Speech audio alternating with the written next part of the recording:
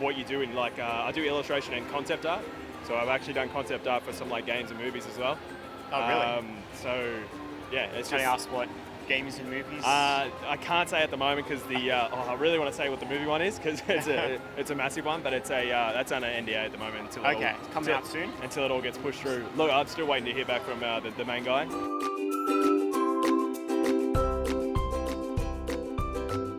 So I draw these on Photoshop, so from scratch to finish. So you start with the sketch, put in the flat colors, and then render it all out, make it all look nice in 3D. The good thing about digital, you can cheat at certain things, like with lightning effects and glow effects and things like that. That's all pretty easy with the brush tool.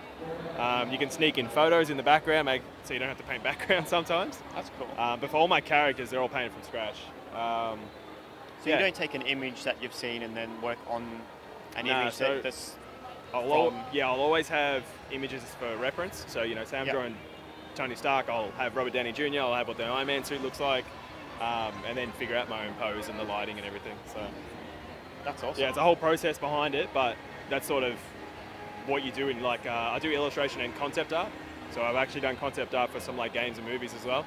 Oh, really? So yeah, it's Can just. I ask what games and movies? I can't say at the moment because I really want to say what the movie one is because it's a massive one, but it's that's under NDA at the moment until Okay, it's coming out soon? Until it all gets pushed through. Look, I'm still waiting to hear back from the main guy, but he's a legend. I've been working with him all over COVID, so he was sort of like a blessing in disguise because the cons were my full-time job, and then he comes out of nowhere and he's like, "Hey, we're doing this thing with this massive brand." He's like, "I need you to do all the concept art."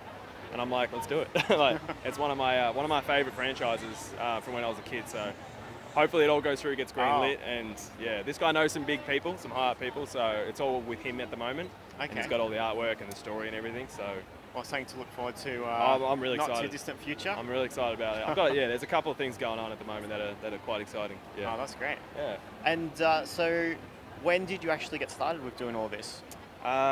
Doing the conventions, I started maybe 4 or 5 years ago. So it all started from when I was working as a graphic designer. I would just be playing in my spare time instead of doing my graphic design work, or if I finished early, I'd start drawing on the tablet. And then I started selling it at just local markets and things like that.